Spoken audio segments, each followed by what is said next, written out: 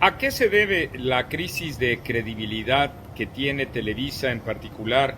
por la emisión del programa Tercer Grado? Y me refiero específicamente a ese asunto, más allá, desde luego, de la buena o mala prensa que en distintas circunstancias ha tenido la empresa propiedad de Emilio Azcárraga durante tantos años. Claro que sí, siempre en el centro, digamos, del huracán o de los cuestionamientos, también desde luego de los reconocimientos, porque en efecto la valoración de un contenido periodístico no puede ni debe estar sujeta a visiones maniqueas en blanco o en negro. Por eso vuelvo a preguntar, ¿a qué se debe esa crisis de credibilidad que en estos momentos tiene y que a mí me parece la más profunda que ha tenido en los últimos 10 años? Me parece que se debe a la enorme comparación que los ciudadanos ya pueden hacer entre distintos ejercicios de comunicación que hay incluso en las redes sociales y una empresa que durante mucho tiempo mantuvo el monopolio de los propios contenidos informativos, sin lugar a dudas, y periodísticos también. El escenario, en efecto, no es muy distinto a 2018, pero sí hay un entorno en las redes sociales en donde los ciudadanos también han adquirido un carácter de mayor conocimiento para poder valorar la calidad de los objetivos y de los contenidos que cada programa de radio, de televisión y, como digo, también de las plataformas digitales se va estableciendo. A ustedes les consta que me encuentro entre los primeros, si no es el primero, en opinar de manera desfavorable de la conversación, por decirlo de manera suave, que sostuvieron los periodistas con Claudia Sheinbaum. Vuelvo a tocar el tema porque han pasado ya varios días e incluso los integrantes de Tercer Grado han intentado explicar, desde mi punto de vista, justificar la pésima calidad de contenidos que tuvo esa mesa de marras. En primer lugar, Raimundo Rivapalacio ha dicho, me lo dijo personalmente en X,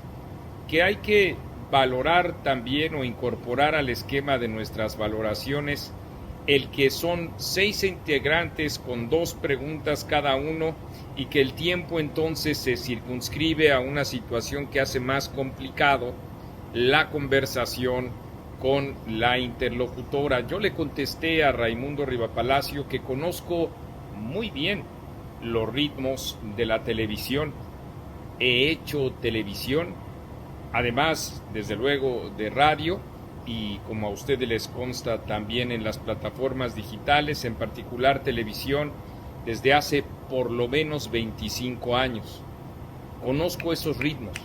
son más frenéticos, son más rápidos que los que podemos tener aquí, en donde se trata de establecer una conversación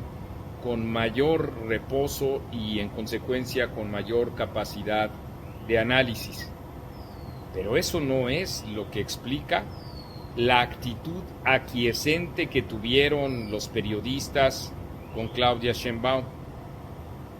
En segundos se le pudo haber advertido a Claudia Sheinbaum que ella es, desde luego, un integrante más de la mesa que implica el foco nodal donde se hacen las preguntas, pero en modo alguno ella es quien determina cuáles son o cuáles no son los temas que le importan al pueblo, como fue que ella les dijo en ese programa. Desde luego, la candidata del oficialismo tiene toda la libertad para decir cuáles son, según ella, los temas que le interesan al pueblo, pero junto con ello también los periodistas tenemos la libertad de delimitar los temas que consideramos tienen relieve público. No lo hicieron. No dijeron algo que a mí me parece central, de conocimiento esencial, vamos, de una regla mínima para el ejercicio periodístico. Dice también Sergio Sarmiento que se trata de una conversación, no de ataques. Y yo coincido con mi admirado Sergio Sarmiento. Me parece que en efecto una conversación ha de ser intensa y franca, e incluso un intercambio de pareceres distintos en donde el protagonismo desde luego lo tiene la persona entrevistada. Pero nada de eso sucedió en la entrevista, Sergio. Igual me parece que Leo Zuckerman se equivoca cuando escribe en Excelsior y también alude a la entrevista en X, que él estaba pensando en si era o no consciente Claudia Sheinbaum de las mentiras que estaba diciendo. Pues eso es, Leo, le dije también en X. El asunto es que te quedaste pensando en la serie de mentiras que estaba diciendo Claudia Sheinbaum sin espetar, tomando como base, digamos, los tiempos y los ritmos que dice Raimundo Riva Palacio, sin espetar en 20 segundos una sola de las múltiples mentiras que Claudia Sheinbaum dijo. Siempre con el respeto al que alude Sergio Sarmiento, preguntarle a ella si no es como lo es un proyecto de franco deterioro de la democracia, la desaparición de la Suprema Corte de Justicia de la Nación o de las plurinominales. Me he llevado 5 segundos, Sergio, para poder frasear la serie de preguntas que ahí se le pudieron haber hecho a ella. Y René Delgado dice: lo que pasa es que en medio de la polarización somos descalificados por quienes simpatizan con Xóchitl y por quienes simpatizan por Claudia en el otro terreno de cuando hicieron la entrevista con Xóchitl Gálvez. Es cierto, hay una enorme polarización promovida, dicho sea de paso, por el poder en nuestro país, por el presidente de la República. Negar eso es deshonesto, por supuesto, y lejos estoy de una actitud como esa, pero también, René, siendo justamente honestos, hay que decir que existen críticas que aceptan los matices, como esta que estoy haciendo. Desde luego que muchos cuestionaron a Tercer Grado cuando hicieron una entrevista a Xóchitl Gálvez, y yo dije que el periodismo era sin concesiones, que era intenso, que era franco, que era todo lo que me parece no fue cuando conversaron con Claudia Sheinbaum.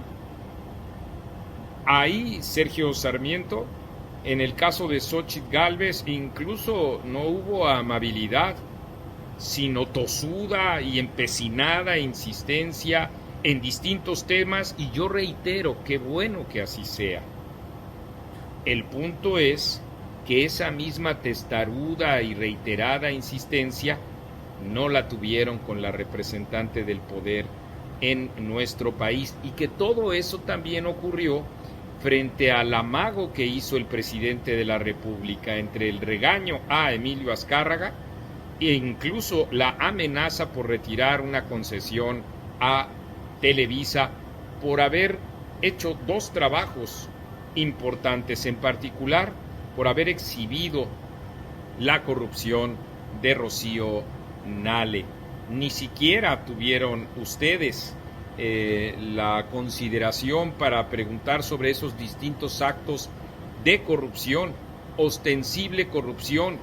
como he dicho, en el caso de Rocío Nale, de una manera abrumadora y escandalosa. Así es que, desde luego que con mucho respeto me dirijo a ustedes, varios de ellos, en particular Sergio, una persona a la que estimo y aprecio, pero en efecto, en este intercambio público nuestro, la claridad, la franqueza, la exposición de argumentos es a final de cuentas lo que priva, y me parece que lo que ocurrió ahí en Tercer Grado no es que haya faltado tiempo, lo dije y lo reitero, faltó valor, faltó prestancia, no es que en efecto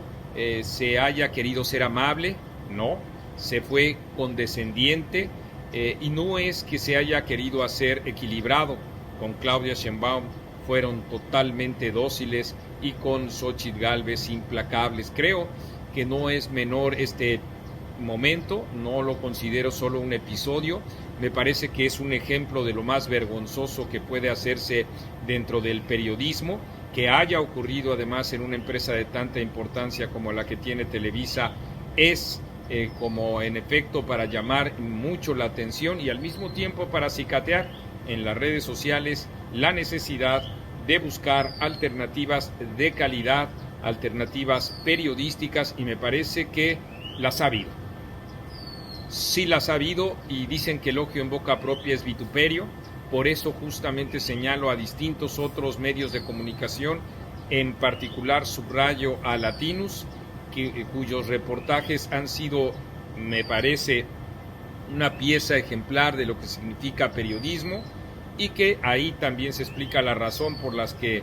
de ninguna manera se presentaría Claudia Sheinbaum. Estoy completamente seguro de que la más mínima franca pregunta, ella podría considerarla así, como una agresión. Qué lástima, en verdad, qué lástima por Televisa, qué lástima por Tercer Grado.